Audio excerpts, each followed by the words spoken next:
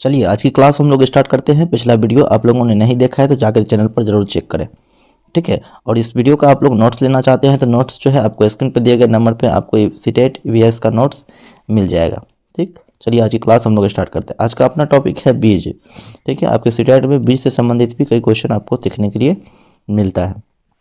पहला पॉइंट है, प्राचीन समय में बीज सूखी लौकी में रखे जाते थे। प्राचीन समय में जो होता था बीज जो है सूखी लौकी में रखे जाते थे, ठीक है।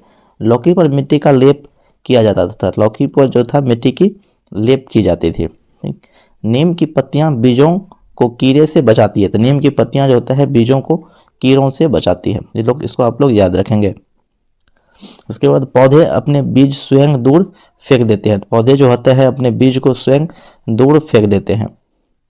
कुछ पौधे कपड़े में चिपक कर फैलते हैं। तो कुछ पौधे जो होते हैं कुछ बीज जो होते हैं कपड़े में चिपक कर फैलते हैं, ठीक है। ये सब पॉइंट जो है आपको याद रखना है। ये जितने भी पॉइंट आपको बता रहे हैं तो एनसीईआरटी के बुक में दी गई है, ठीक है। चलिए, कुछ बीज जो होता है पानी के माध्यम से भी फैलता है। और जैसे कि सोयाबीन की फलियां जो है पककर फट जाती है। सोयाबीन की फलियां जो होता है पककर फट जाती है। इसको आप लोग याद रखेंगे। फटने पर बीज बाहर निकल जाते हैं। जब जैसे सोयाबीन की फलियां जो फटती है वो फटने पर जो है बीज बाहर निकल जाती है, ठीक है।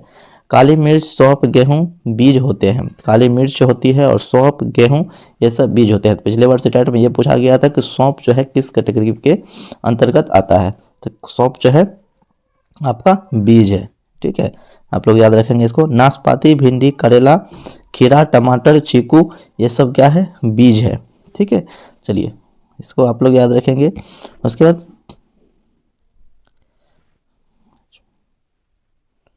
नहीं, यहाँ पे देखेंगे।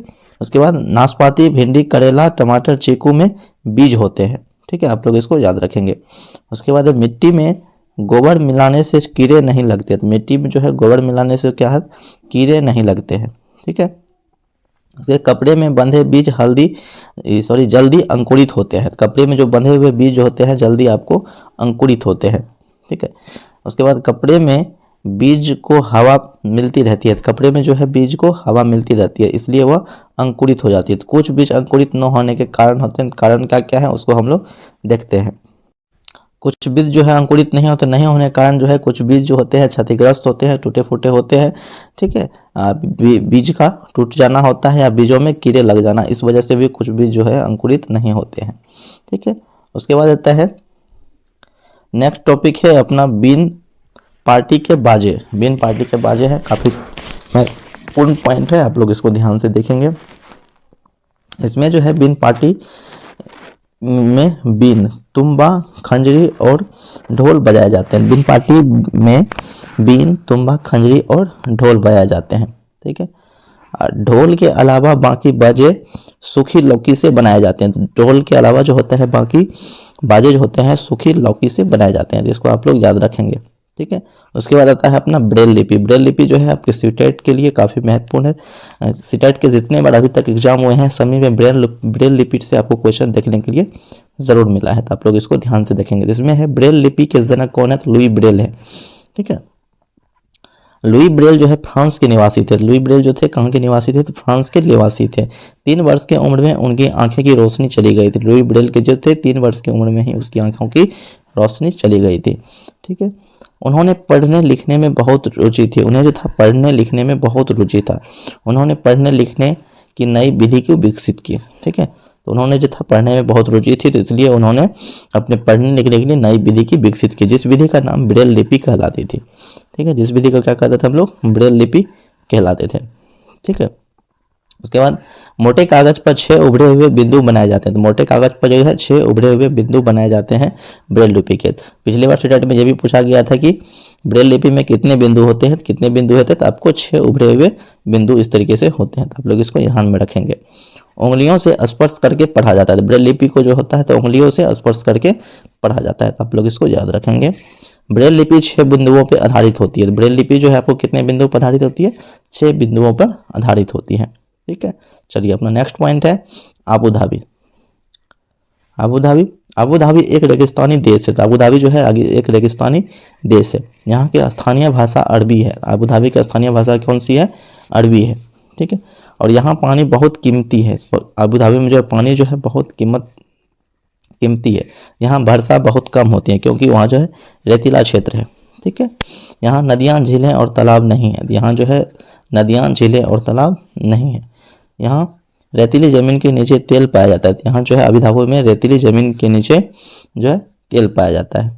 ठीक है, और खजूर के पेड़ अधिक मात्रा में पाए जाते हैं। वहाँ जो है रेतीला ज़मीन होने के कारण जो है खजूर के पेड़ जो है अधिक पाए जाते हैं। ठीक है, आप लोग इसको याद रखेंगे। उसके अबू धाबी की मुद्रा जो है दिरहम है, काफ़ी महत्वपूर्ण है। अबू धाबी की मुद्रा क्या है? दिरहम है। ठीक है, ये सब आप लोग को याद रखना है। यहाँ रेत के पहाड़ या टीले पाए जाते हैं। यहाँ जो है रेत के पहाड़ और टीले पाए जाते हैं। कहाँ? तो अबू धाबी में। अबू धाबी में क्या? रेत और पहाड़ के टीले पाए जाते हैं। ठीक है, अबू धाबी का समय GMT से 4 घंटे आगे होता है। ठीक है, इसको आप लोग याद रखेंगे। उसके बाद है भारत का समय GMT से 5.5 घंटे 5 घंटे 30 मिनट आगे होता है। ठीक है, चलिए इसको आप लोग याद रखेंगे। चलिए अपना नेक्स्ट पॉइंट देखते हैं हम लोग। अपना नेक्स्ट पॉइंट है लद्दाख। काफ़ी महत्वपूर्ण है आपके स्टेट के लिए। लद्दाख पहुंचने के लिए जम्मू कश्मीर से होकर जाना पड़ता है। लद्दाख जब भी आप जाइएगा तो आपको जो है जम्मू कश्मीर होकर के जाना पड़ता है। लद्दाख को ठंडा रेगिस्तान भी कहा जाता है। लद्दाख को जो क्या कहा जाता है? ठंडा रेगिस्तान भी कहा जाता है। ठीक है, लद्दाख क्षेत्र भारत का सबसे ठंडा रेगिस्तान है। लद्दाख क्षेत्र जो है भारत का सबसे ठंडा रेगिस्तान है, तो आप लोग इसको याद रखेंगे। यहाँ 1 या 2 मंजिलें ही इमारतें होती है। लद्दाख में जो है 1 या 2 मंजिल की इमारतें होती है। ठीक है, लद्दाख के घर पत्थरों के बने होते हैं। लद्दाख के घर जो होते हैं पत्थरों के बने होते हैं और वहाँ के छत और फर्श लकड़ी की होती है। लद्दाख के घर के छत जो होता है फर्श और लकड़ी की होती है। ठीक है, दीवारों मिट्टी की होती है जिन पर चूने की मोटी परत ओढ़ी होती है। ठीक है, दीवारें जो होती है मिट्टी की होती है जिन पर चूने की मोटी परत चढ़ी हुई होती है। ठीक है, यहाँ बहुत कम वर्षा होती है। तो लद्दाख में जो होता है वर्षा बहुत कम होती है और यहाँ पेड़ पौधे बहुत कम या नहीं के बराबर पाए जाते हैं। लद्दाख में जो है यहाँ पे पेड़ पौधे बहुत कम होते हैं और नहीं के बराबर ही वहाँ पे पाए जाते हैं। ठीक है, घरों में लकड़ी की सीढ़ियाँ का उपयोग किया जाता है। घरों में जो है लकड़ी की सीढ़ियाँ का उपयोग किया जाता है। ठीक, नेक्स्ट पॉइंट देखते हैं हम लोग। मोटे पेड़ का तना छत को मजबूत बनाने में सहायक होता है। मोटे पेड़ के तना जो होता है छत को मजबूत बनाने में सहायक होता है। ये सब कहाँ? तो आपको लद्दाख के बारे में हम लोग बात कर रहे हैं। तो घर के ग्राउंड फ्लोर में जानवर को रखा जाता है। तो घर के ग्राउंड फ्लोर में आपको जानवर को रखा जाता है। ठीक है, अधिक ठंड पड़ने पर लोग भी ग्राउंड फ्लोर में रहते हैं। अगर लद्दाख में अगर अधिक ठंड पड़ने लगती है तो लोग भी जो है ग्राउंड फ्लोर में रहने लगते हैं। तो ग्राउंड फ्लोर में खिड़कियां नहीं होती। तो ग्राउंड फ्लोर में जो होता है खिड़कियां नहीं होती है।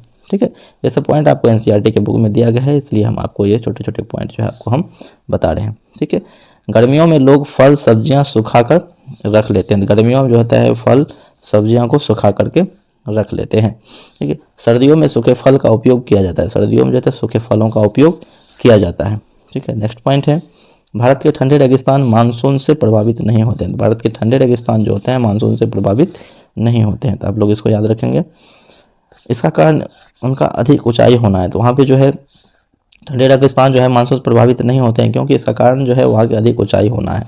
ये हिमालय की वृष्टि छाया के क्षेत्र में स्थित है। यह जो है लद्दाख जो है हिमालय के वृष्टि छाया क्षेत्र में उपस्थित है। ठीक है, चलिए नेक्स्ट पॉइंट हम लोग देखते हैं। लद्दाख में लाल मिर्च, नारंगी, कद्दू और सुनहरे पीले भुट्टे मिलते हैं। लद्दाख में जो होते हैं आपको लाल मिर्च, नारंगी, कद्दू और सुनहरे पीले भुट्टे मिलते हैं। ठीक है, श्रीनगर से लद्दाख जाते समय कारगिल रास्ते में पड़ता है। अगर जब श्रीनगर से आप लद्दाख की ओर जाएंगे तो कारगिल जो है आपको रास्ते में देखने के मिलता है। काफ़ी महत्वपूर्ण है, आप लोग इसको ध्यान में रखेंगे। चलिए नेक्स्ट पॉइंट हम लोग अपना नेक्स्ट पॉइंट है यहाँ रास्ते बहुत संकरे होते हैं। यहाँ के रास्ते जो होते हैं पहाड़ी क्षेत्र है इसलिए यहाँ के रास्ते जो है बहुत संकरे होते हैं कुछ इस तरीके से।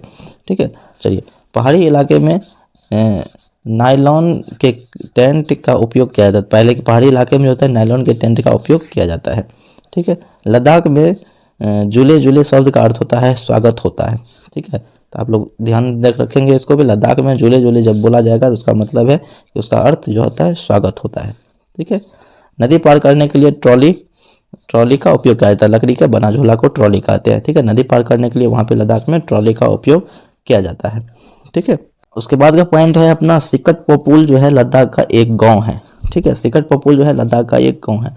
तो आपका जो है हमने अभ्यास का कंप्लीट आपका ये जो है एनसीईआरटी का जो भी क्वेश्चन आपको सीटेट में देखने के लिए मिलता है आपको हमने कंप्लीट कराया है। आपको अगर ये नोट्स चाहिए तो स्क्रीन पर दिए गए नंबर पे आप लोग यहाँ से नोट्स ले सकते हैं। तो आपको गारंटी है कि इस नोट्स से 15 में 15 मार्क आपको आ जाएगा। ठीक है, चलिए आज हम लोगों का एवीएस का कंप्लीट क्लास आज खत्म हुआ है।